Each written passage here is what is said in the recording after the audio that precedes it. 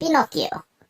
Dan inilah dia teman-teman, alur cerita filmnya. Pada zaman dahulu kala, di sebuah negeri nan jauh di sana, hiduplah seorang tukang kayu miskin yang bernama Geppetto. Dalam kesehariannya, Geppetto hidup sebatang kara tanpa ada seorang keluarga pun yang menemani di samping dirinya. Hari-harinya yang sunyi itu berakhir ketika pada suatu hari, datang sebuah karavan yang membawa pertunjukan boneka kayu, singgah ke desanya untuk mengadakan sebuah pertunjukan.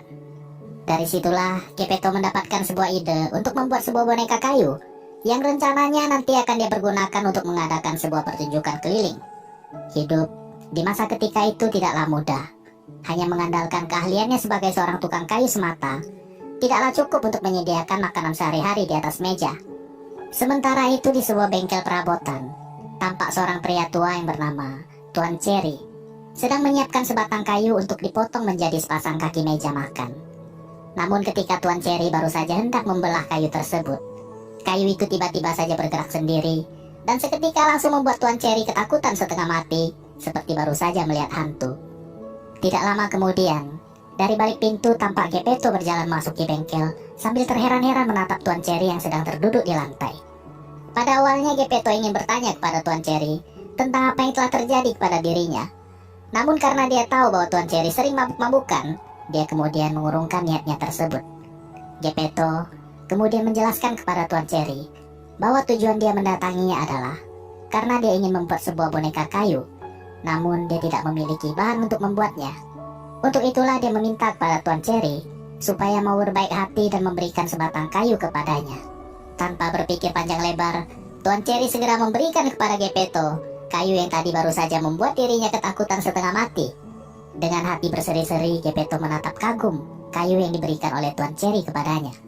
Dia kemudian membawa pulang kayu tersebut ke rumahnya dan mulai memahatnya. Ketika sedang mengukir kayu tersebut menjadi bentuk seorang anak manusia, tiba-tiba saja Geppetto menyadari sesuatu hal yang tidak biasa.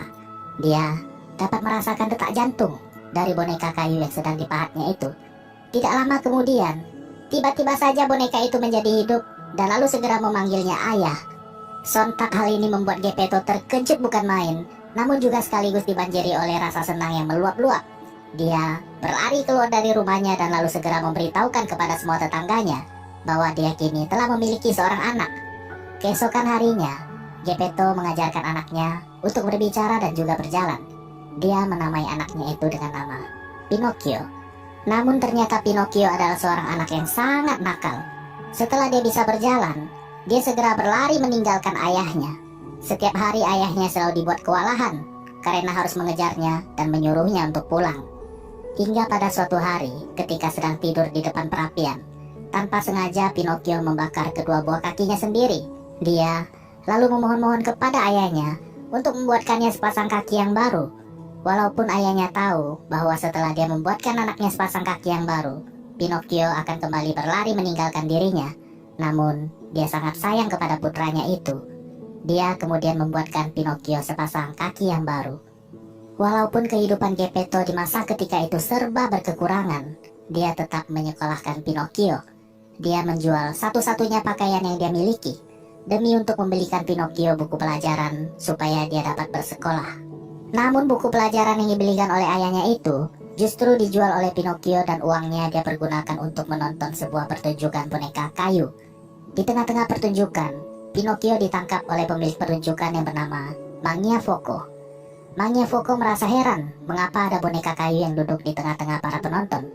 Pada malam harinya, Mangiafoco kehabisan kayu bakar untuk memanggang daging kambingnya. Dia memerintahkan kepada boneka kayunya untuk melemparkan Harley Quinn, salah satu boneka kayunya, ke atas perapian untuk dijadikan kayu bakar. Melihat temannya hendak dibakar, Pinocchio lalu menangis dan terus-terusan memohon kepada Mangiafoco supaya tidak melemparkan temannya ke atas api. Sebagai gantinya, dia meminta Mangiafoco untuk melemparkan dirinya ke atas api menggantikan Harley Quinn. Mendengar permintaan Pinocchio, Mangiafoco seketika langsung terdiam. Dia merasa sangat terharu dengan kebaikan hati yang dimiliki oleh Pinocchio. Keesokan harinya, Mangiafoco bertanya kepada Pinocchio tentang apa pekerjaan ayahnya. Pinocchio menjelaskan kepada Mangiafoco bahwa ayahnya adalah seorang tukang kayu dan kehidupan mereka sangatlah miskin.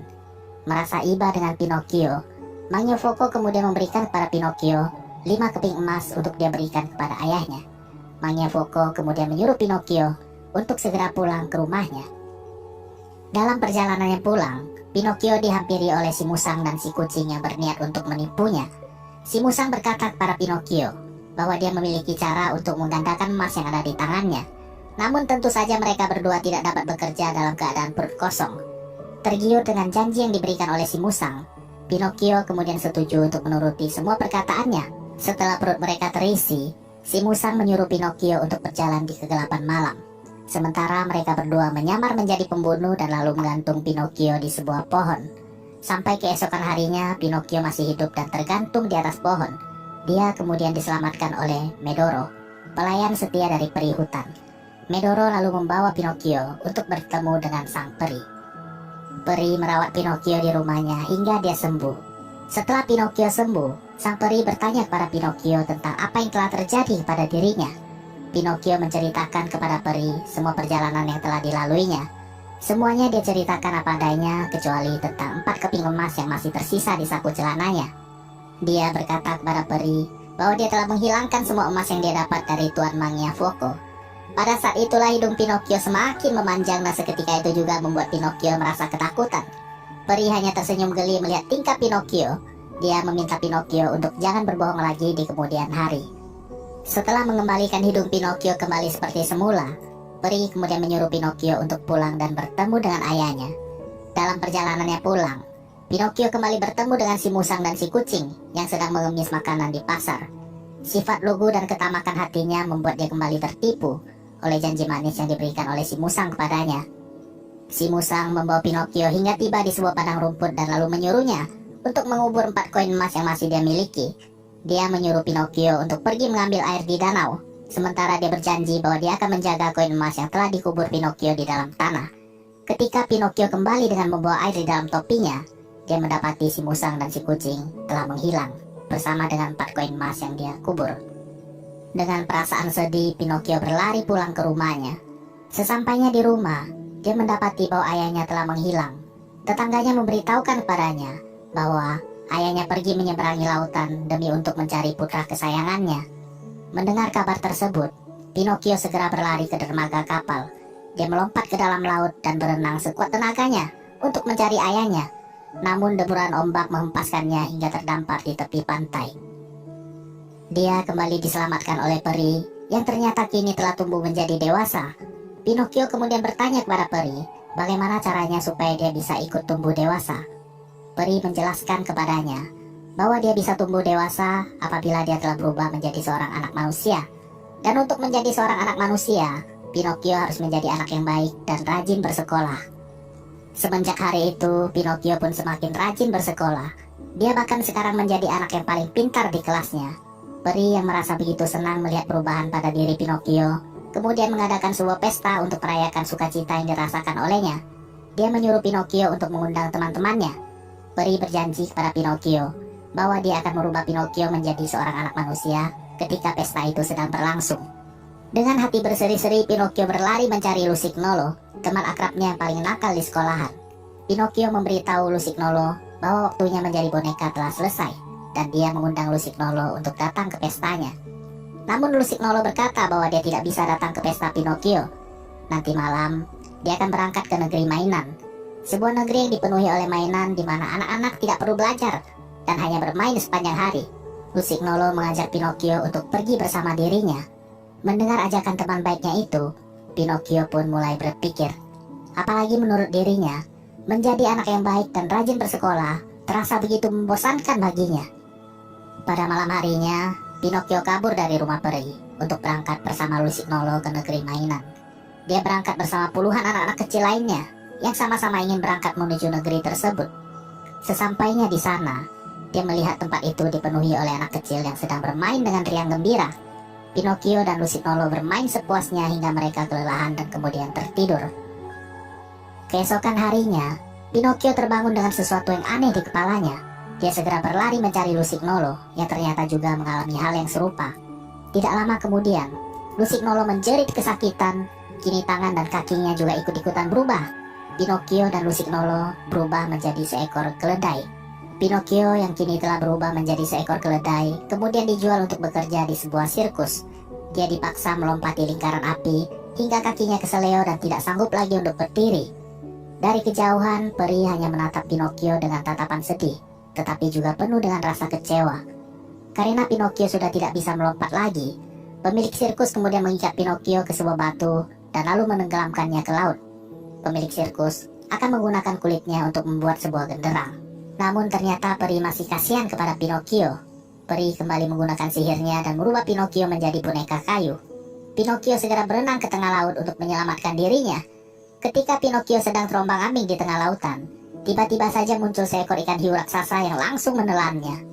Terjebak di dalam perut hiu raksasa, Pinocchio berteriak sekeras-kerasnya untuk meminta tolong. Seekor ikan tuna kemudian menghampirinya. Tuna berkata kepada Pinocchio bahwa tidak ada gunanya berteriak meminta tolong.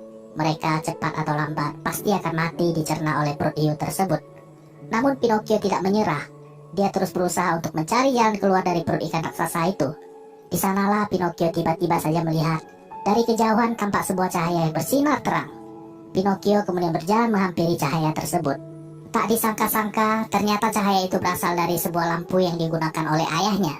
Ayahnya juga ikut tertelan oleh ikan raksasa ini ketika menyeberangi lautan untuk mencari Pinocchio. Pinocchio akhirnya bertemu kembali dengan ayahnya. Pinocchio terus berusaha untuk mencari jalan keluar. Dia menunggu sang ikan tertidur dan kemudian mengajak ayahnya untuk melarikan diri, melewati gigi runcing sang ikan yang sedang tertidur lelap. Setelah berenang cukup jauh, Pinocchio dan ayahnya hampir tenggelam karena sudah kehabisan tenaga untuk berenang. Namun syukurlah, muncul ikan tuna yang tadinya sama-sama terperangkap bersama dengan mereka di dalam perut ikan. Tuna menyuruh Pinocchio dan ayahnya untuk berpegangan erat pada sirip-siripnya. Dia berenang membawa Pinocchio dan ayahnya hingga sampai ke tepi pantai. Setelah mengucapkan terima kasih kepada sang ikan, Pinocchio dan ayahnya kemudian melanjutkan perjalanan hingga sampai di sebuah gubuk tua. Mereka kemudian beristirahat di gubuk tersebut. Pada keesokan harinya, Pinocchio terbangun dan mendapati bahwa ayahnya jatuh sakit. Pinocchio kemudian pergi menemui seorang pemilik peternakan yang bernama Gengio. Pinocchio berusaha menjelaskan bahwa dia membutuhkan susu dan makanan untuk ayahnya yang sedang sakit. Namun, dia tidak memiliki uang untuk membayarnya. Dia hanya bisa menawarkan tenaganya sebagai ganti susu dan makanan yang dia butuhkan untuk ayahnya. Mendengar ketulusan hati Pinocchio, Gengio kemudian mempekerjakan Pinocchio di peternakannya. Dia memberikan gaji kepada Pinocchio sebesar 40 sen per harinya. Pinocchio menggunakan uang tersebut untuk membeli susu dan makanan untuk ayahnya. Dia bekerja dengan rajin tanpa mengenal lelah pada siang harinya. Sementara pada malam hari, dia menggunakan waktunya untuk belajar dengan bersungguh-sungguh. Kesungguhan dan ketulusan hati Pinocchio membuat hati peri kembali tersentuh. Dia memaafkan semua perbuatan Pinocchio yang selama ini telah membuat hatinya bersedih.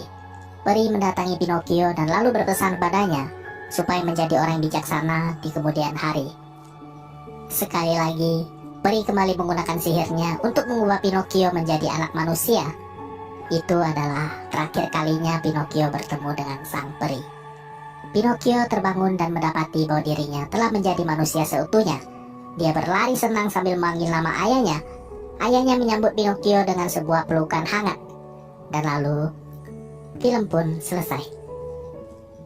Itulah dia teman-teman, sebuah dongeng epik penuh dengan pesan moral mulia yang bisa saya bawakan untuk menemani waktu saja teman-teman kali ini dimanapun kalian berada. Tentu saja banyak sekali pelajaran berharga yang tersembunyi di dalam sebuah cerita dongeng ini. Salah satunya adalah 3 dari banyak hal yang tidak bisa dibeli dengan uang di dunia ini adalah kejujuran, ketulusan, dan kesetiaan. Seorang anak manusia yang memiliki 3 hal ini dalam dirinya, percayalah, kemanapun kakinya melangkah di dunia ini, keajaiban akan selalu menyertai di dalam hidupnya.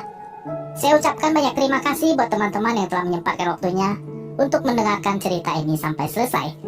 Jangan lupa dijaga kesehatan di sana, dan sampai berjumpa lagi.